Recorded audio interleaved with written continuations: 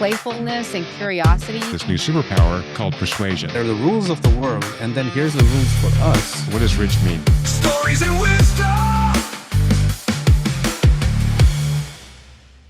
Welcome to the Stories and Wisdom podcast, where we explore the stories behind leadership and the moments that shape how people build and grow. Today, I'm joined by Brady Olesen, VP of Operations and board member at Teague. I know you're a COO/even CFO for Teague.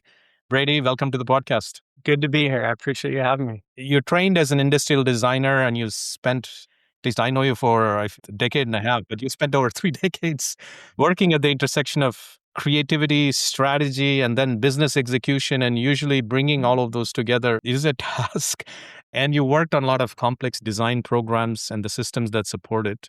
So to get us started, for people who might be new to your work, how do you describe what you do today? And how has that role evolved over time? Always such a tough question. It's funny. I smile when you ask that because I just had this conversation with my daughter a couple weeks ago where she said, so what do you actually do at work? And as a VP of operations, the short answer is I sit in a lot of meetings. I meet with a lot of people, executive level folks, of course, our board members, get involved in a whole variety of meetings. But really, I would say my main role is to support really everything that we do across the business. In my current role, I oversee kind of all of the corporate functions of Teague: finance, HR, IT, compliance, legal, project management, really that are all there in support of our designers, design teams, and the work that needs to get done. So some days it can be supporting business development conversations, jumping in, talking about new business models, different arrangements, contracts, helping to review margin on proposals or pricing or whatever that may be. Other days, it's like potentially dealing with employee challenges that come up or planning future events. Like it really varies from day to day. But what I love about it is it has kind of this balance between getting to focus on externally on things that impact our clients and where the business is heading, but also some days where it's very much about spending time with employees and, helping to evolve the culture and the things that are going on within the company. So it's very fluid. And I think days where you feel like it's a little bit of firefighting, like, different issues that pop up that need to get dealt with quickly at varying levels of complexity. So I like kind of the spontaneity of having to not knowing what might happen throughout the course of the day or the week and having to just jump in and figure out how to problem solve different things that come up. I don't know if that's a succinct description of what you do as a VP of operations, but that's probably the best I can explain it. And I think this is a good context to actually get into our first segment. It's called Memoir Moment.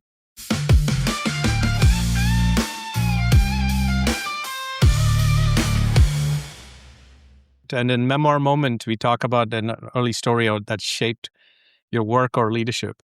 But I'm going to put this in the context of your recently graduated college daughter, and who's also in the creative space, which you were as well. And then now when you start getting into business and operations, like this is where they say that the right brainer now leans more and more left and then is running a left brain kind of work, but you're still in the creative space. So how did you make sense of that? Because my kids are elementary school. And largely to say they're organized would be a hope or a lie, but they're definitely creative. As any kid anywhere in the world is usually creative, and somehow we kind of squeeze that out of them to make them organized and structured and educated and math and numbers. And I'm not dissing that. I'm just saying they start somewhere else and then we educate them into something else. You have somehow thread the needle and stayed in the middle and coaching your daughter through that as well. So when did this happen for you? What is this moment where you thought there was a shift, or where you always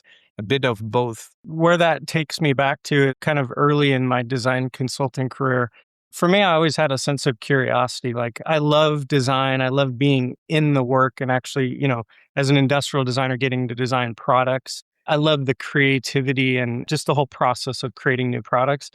But when early in my design consulting career, I worked in a very small team, part of a larger organization, but the team that I was really directly involved with was about 10 or 11 people, which meant that you had to wear a lot of different hats. And so when you're in a design consulting firm, in order to get to actually doing the work, right, that you signed up for, you've got to get involved in business development. You've got to figure out how to scope projects and write proposals and figure out how to staff the projects with the right people, the right mix of people.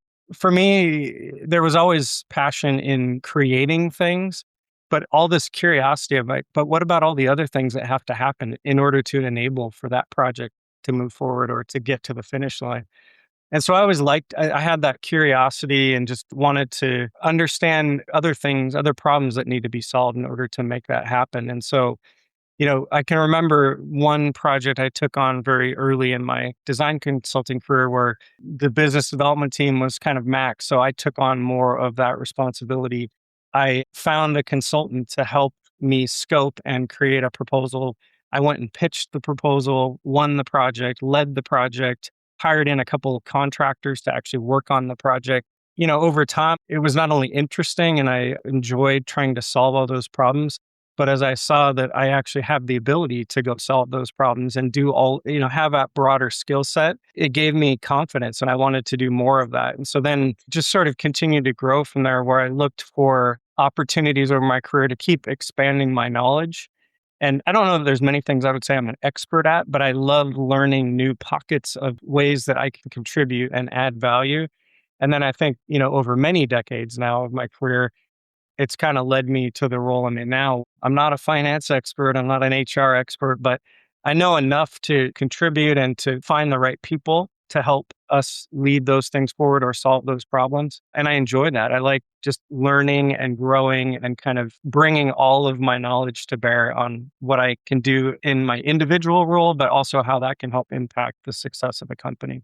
So when you're talking through this, you're talking about your identity, so to speak, almost evolving, but spark was your curiosity and being openness to new things. Yeah. And that spills over into my personal life too. Like I love to learn new things. I love to try new things. Especially I was thinking about this a couple of weeks ago that there are many things you get involved in, especially in an executive level operations role where you're tackling problems you've never dealt with before, or maybe opportunities or challenges that you've never experienced before. And I've now kind of learned and practiced ways to quickly move past that sense of uncomfortableness or how do I get started or how do I go about solving that problem and just jump in and figure out how do I quickly learn what I need to learn in order to move this forward? And it's quite empowering, I think, once you get to that point where you kind of, I wouldn't say you feel invincible, but it's like, yeah, whatever challenges come up, I'm going to figure out a path forward. How does that make you approach risk?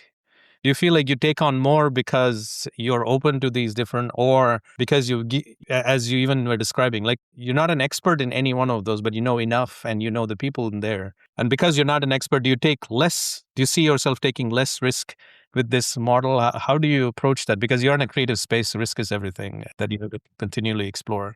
That's also a good summary of kind of like what's a core focus of an operations leader. It is to assess risk, right, for the business. On a personal level, I wouldn't say I'm risk averse, but I'm not someone that loves to take a lot of risk. But as I've worked with other peers over time, I feel like I do try to strike the right balance of understanding where we should take some risk because, as they say, sometimes that risk leads to other reward down the road. But try to strike a balance between taking risks that make strategic sense for the business, but not to the point where you're kind of jeopardizing the long-term success of the company or putting the company in any sort of jeopardy. But yeah, I mean, there's risk every day in decisions that we make, and whether it's investments, contracts, I mean, you name it, right? There's all kinds of risks that we have to assess on a daily basis. Having discussed risk and decision, I feel like we should go on to our second segment. So this segment is called the decision do-over.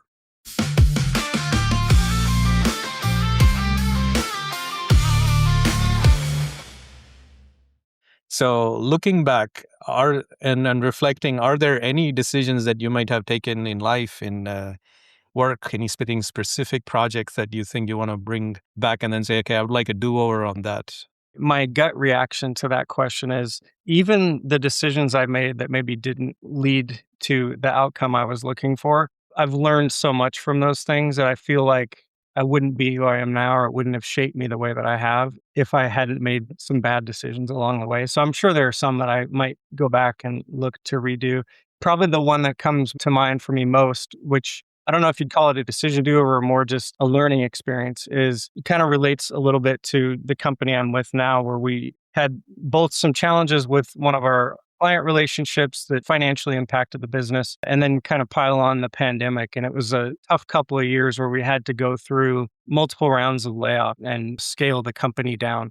And it meant multiple rounds of layoffs. The first ones, I think we did not handle well. We planned for them. We thought we understood how it should go. And then after we executed the layoff, it was not well received by the employees that were impacted, but also the folks that were able to keep their jobs. It was a difficult time to go through it. And also, I felt like kind of let myself down and also let the company down a little bit. It just wasn't well received. And then, unfortunately, as you go through more of those, you can kind of learn from what happened previously. But I guess my big takeaway is, as an operations guy, I can tend to be very focused on the task at hand. Like, what's the problem we need to solve? What's the plan to get us there? And then go execute, right? And I think the biggest thing I've learned over my career, but especially through this round of layoffs that we did, is you have to bring in some compassion and empathy. These are human relationships. And yes, you're making decisions for the business and your job is to get things done, but it only gets done with the people around you. And so I think, unfortunately, I think we did get better at showing more compassion and empathy as we went through each round of layoffs. And it's never easy, but now I feel like that's my biggest takeaway is in any decisions I need to make today, am I really putting the employees or the human experience at the head of that decision? Like really understanding and making sure it's a balanced approach and decision that we're making. So yeah, maybe not a do-over, but a very important learning experience. So you're talking about something that unfortunately is very current, like layoffs happening within the current geopolitical climate and also technology. But let's not talk about what you actually did. But then given the learning, if you were to design not just as a conversation for somebody else, some other company who has to be in the unfortunate situation of doing layoffs, what would they do? And are there specific things that you would actually say that, hey, okay, definitely do these? Like, I know you mentioned empathy, but then how exactly in that conversation when you're saying, when they're being let off after their tenure in there, and it is a business decision, they understand it, but there is a human involved. What do we do? Like, what's the tactical message or insight or work that you can give them? It's a great question. Without getting into kind of the details of how we went about doing that, I would say one of the biggest learnings I had is, once you realize you're in that position and you have to make that type of decision, to prepare people as best you can to signal to the organization that there are some headwinds, some challenges that we're facing. So that it's a bit of context setting for any of the things that then play out. And also to be, probably the best word I could use is swift in both the communication and execution of that. So that, the biggest challenge that you have is once people sense that that's going to happen or are actually aware it is happening, is the fear of like, am I going to lose my job? So I think we've kind of learned some different ways of approaching that where you can connect with people in the right way in a fairly condensed period of time, either to alleviate those that have that fear or to just be, again, compassionate, but move fairly quickly so that people aren't left wondering, is this going to still impact me? So anyway, I'll go too deep into the mechanics of how we did it, but I feel like those are probably the two things that I kind of learned from that and felt like, as I referencing my previous example that where we got lots of bad feedback about how the first layoff was executed, conversely had very good feedback, both from employees that kept their jobs, but also some folks that left the company that said, hey, we really appreciate how you guys planned that out. And it left less kind of animosity and just hard feelings about how it went down. Not fun examples to talk about, but they're important leadership moments, right? When you go through layoffs, it also impacts the people that are still there the next day. And they want to see that the way that those things are handled with compassion because maybe partly because it may be them someday, but also those are their friends that left the company and they want to see that those things were handled with care and compassion. Absolutely. And thanks for sharing those because this is an important thing to discuss, but we don't talk about these as much, both from a leadership perspective, because most leaders have been on both sides of it, but also on the receiving end and how that translates to does loyalty matter? Does tenure matter? If it's all business, then I'm a trained gun anyway. So then you approach it very differently. And again, that changes the dynamic significantly. I would say too, that's another part of it that I've learned, and it's some of the context setting that I think is important, is to explain enough about the business context and what the why behind those decisions. Because sometimes it can feel like you're just protecting the business. But for the folks at my company, for folks that have been around for a longer period of time, it also helps them understand that we are trying to strike that balance between having a profitable, healthy company and having that continue for now many, many decades and being able to make the decisions that we need to make. There's a healthy respect, I think, when they also understand some of the business context. That they say it's not personal, it's not. But I think for them to understand why we're making those decisions in support of the business is important as well. It's also worth mentioning about a year and a half ago, 2024, Teague became an ESOP, an employee stock ownership plan. It's actually a retirement plan, but it's an employee ownership plan essentially. Where now we're 100% employee owned. And so now there is a more direct reason for employees to also understand about the importance of having a profitable, healthy business, because with that comes higher share prices and account value for those employees. So I think that's created also sort of a different level of understanding of how do we all make good decisions, continue to drive the success of the company, and hopefully avoid getting in positions where we have to do layoffs and make those really hard decisions. But I think that's been a fun transition and journey for the company to now have everybody participating as employee owners in the company. Yeah, I mean, it's also a different cultural shift. Like that is bringing in the conversation of the employees into like, well, you're part of the decision making. So sort of like what REI does, like in a co-op kind of scenario. Not exactly the same, but it gets there culturally. Let's move on to the next segment, which usually is the fun one. It's called Vision Venture.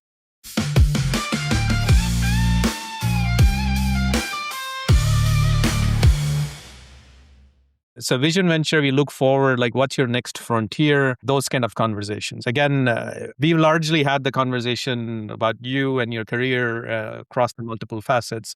So if we were going to take with that, but of course you can also talk about a specific project, whether at work or even side. What is this direction that you're feeling more energized by, that's more meaningful, that's pulling you in?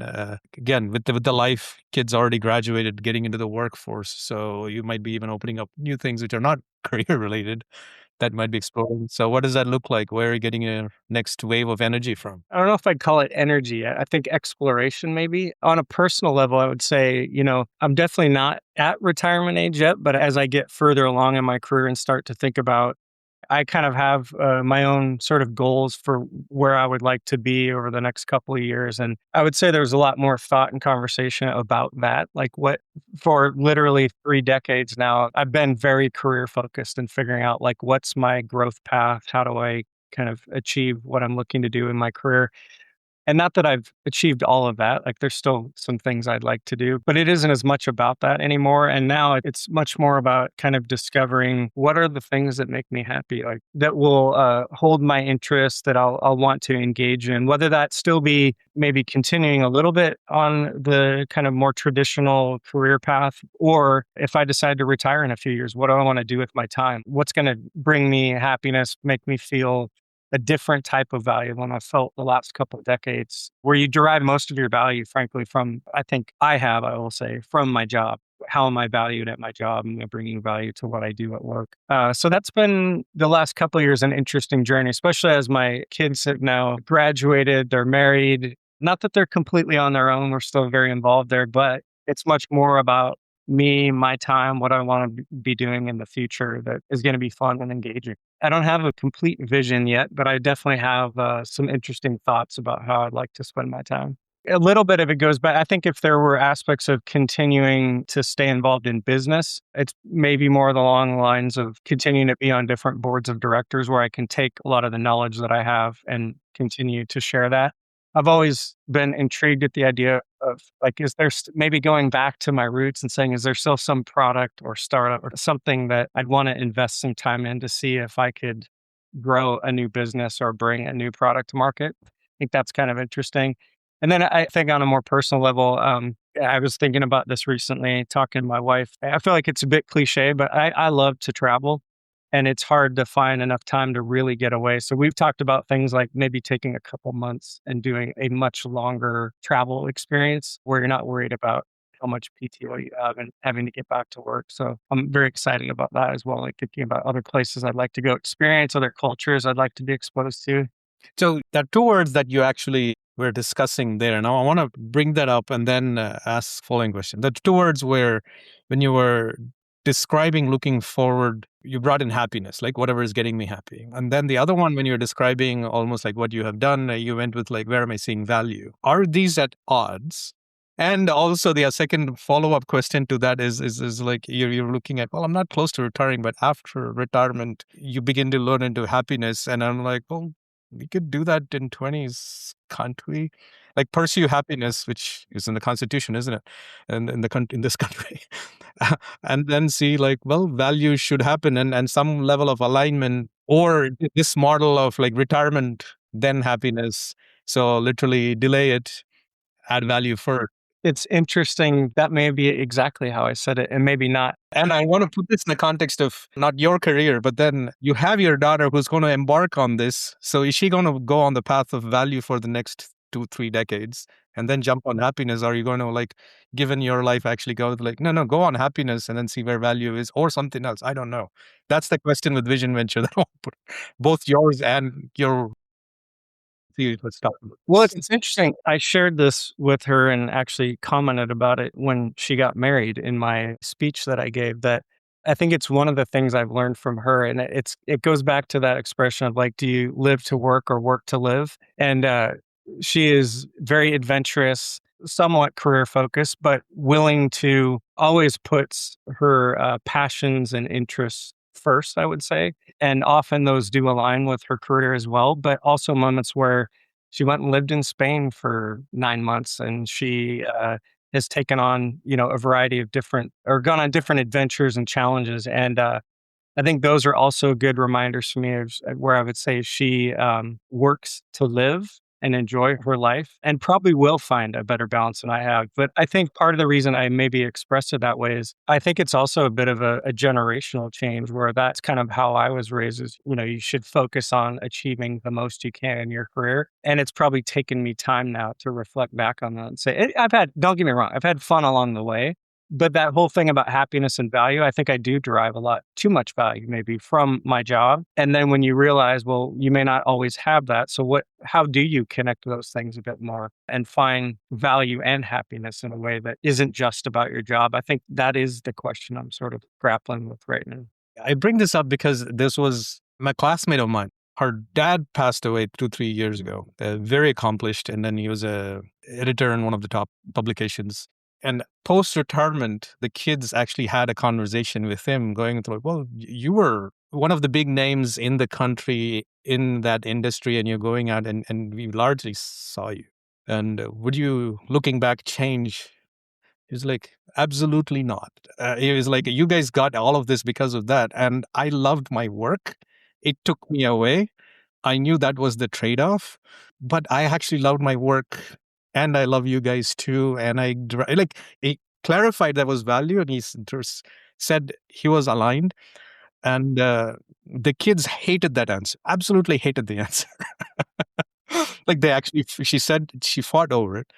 Then after years after that, they were like, but his clarity and once we got the answer and were at peace with the answer, we realized that he genuinely enjoyed doing what he did. And we just had to be happy for dad making that and not putting us in that, because that's just, he was being honest with us and we couldn't take that honesty. And that was interesting because of many times, even in my scenario, I hear this and it took a while for me to be like, no, I am happy doing this straight off. Creating things, I am happy again, and the family first. Yes, it is true, but still, I do get happiness from doing my work, and I have no issues stating that. Your comments remind me, I've touched a fair amount on my daughter. My son, who's 2 years older than my daughter, so they're 28 and 26, he also has a creative degree in interactive media design. And had challenges, especially in that pandemic period, had challenges coming out of school, finding a job. And so he's had a job in kind of the retail environment for a few years and has continued to interview. But one of the conversations he and I constantly have is like, he's still trying to figure out, well, if I can't find a job specifically in my degree focus of interactive media design, what are those other skills, talents, interests that he has that could become a career? And so maybe his journey has not been as easy, but what I keep telling him is like, you need to find something, yes, it's important to have a good job, to pay your bills, all of that. That's fine. But you have to go to work every day and you should find some amount of joy and happiness in what you do. Because when I look back and I say, if you're going to have to do that for 30 years or find a lane for 30 years, you better enjoy it every day, right? Or at least find some joy in what you do. And so those have been good discussions too, because I think he's having to recalibrate now. Like, if I have to pivot a little bit, what do I want to do now that I enjoy? And one of his new realizations is he wants to get maybe more into IT and technical work, which is not what his degree is in, but he actually is really good at it and does a lot of that in his current job. But he kind of sees that now as a potential path. And I never would have, if you'd asked me 5 years ago, I never would have expected that from him. So I think some people find that early and latch onto it and run with it. Others, it takes some time to kind of figure out what that next interest is and where you can really accelerate that path. Yeah, absolutely. Let's go to our next segment. It is called Puzzle Point.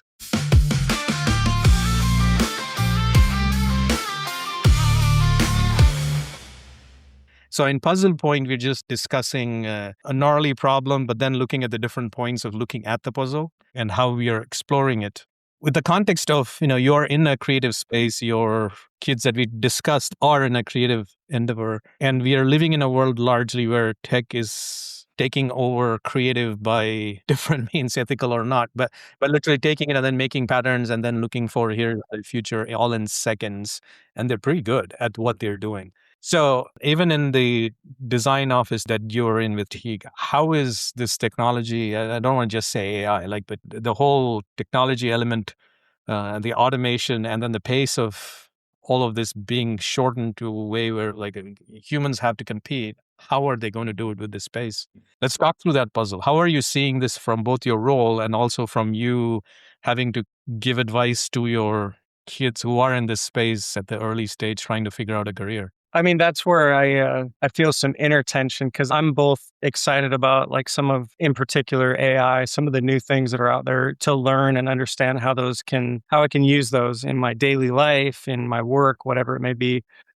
So I have that back to the curiosity thing. It's like, yes, I want to learn those things. I want to see what that can bring, what value that can bring. And then at the same time, back to what we also talked about earlier with risk, that immediately pops up, right? But I'd say one thing about the company that I work for, we definitely have a culture of experimentation.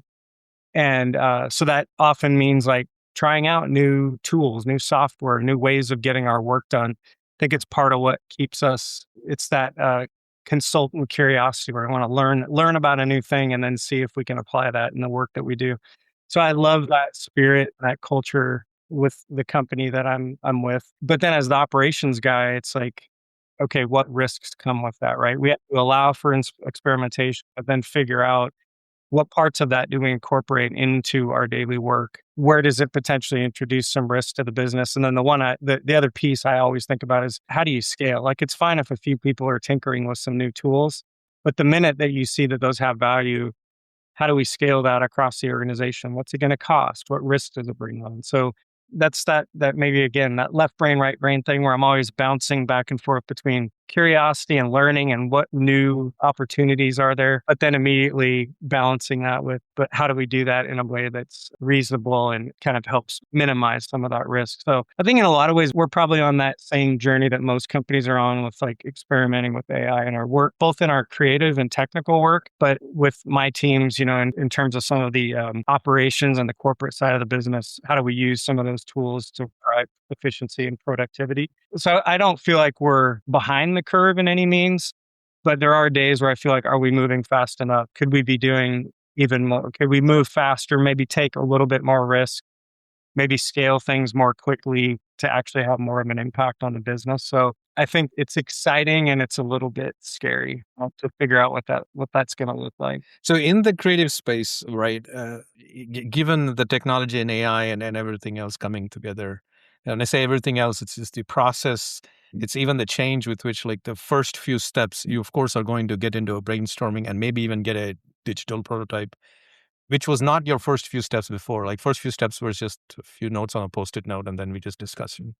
Here you can go very fast individually to get to here's my idea coming to fruition in a few steps. Right. So that's what I mean by like that there's the technology, there's also the process that's changing or expectation that's changing on how the team comes together. Now, in this context, given that you're leading a creative enterprise, how do you protect the integrity, the creative integrity that eventually the team comes back with and not go back into the machine, which is kind of at odds, right? You're using the machine to create it. But then how do you protect that and maintain integrity with yourself, but also the clients? In some of our earliest conversations about how are we going to proceed with the development, we have it in two different aspects. We actually have AI that integrates into some of the client work that we're doing. So using AI to develop a new solution for a client, and there's a lot of learning that happens there. But as far as internally to the company, we really started with a philosophy. Like we embrace, as I said, this experimentation, but our core value is to create and deliver new IP to our clients. And we need to protect the authentic approach to creating that IP. And frankly, it's important because if we ever lean too heavily on AI as a source for that creativity or IP, then you kind of lose your secret sauce. It becomes commoditized and anybody can do it, right? So we talked a lot about that early on. Like our philosophy is that is our core value, is to develop our own creative thinking and IP. The second thing I'd say is we've encouraged full transparency with our clients. So if there are ways that we're using it and that can help accelerate the work, even if it's generating, let's say, new concept ideas, if we can use an AI tool to quickly create new renderings or visions of what those products could be, that's okay at certain points early in the process, as long as we're transparent with our clients, right? And they know that we're doing that.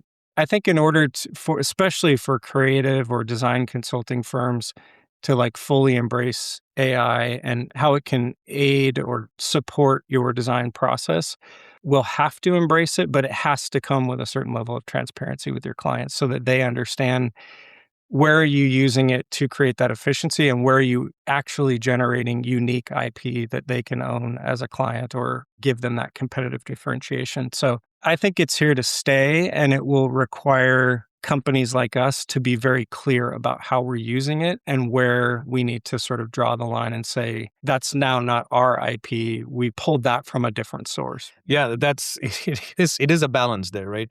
And then also transparency is the key that you brought in. Love to see how that works out because it is a very tough thing to traverse. One thing I'll say that's kind of interesting is, of course, our company can have our own point of view about how we might want to integrate AI in the work that we do. Just in the last 6 months or so, we've probably seen, 3 or 4 client contracts that now have terms and conditions outlining how they are comfortable with us using AI or not using AI. So it's even beyond just like a more open conversation with their clients. It's now finding its way into actual terms and conditions with the clients that we work with. And so that's kind of a new twist. I think if there's going to continue to be evolution in that space, it's just going to require more conversation and, as we said, more transparency to make sure that we embrace it, but that people understand, where it might be crossing a line. Yeah, like legal, trademark, copyright, all that starts to. So there is a whole legal component to this that I don't think has hit yet. Okay, the last segment for today, Brady, is called Game Break.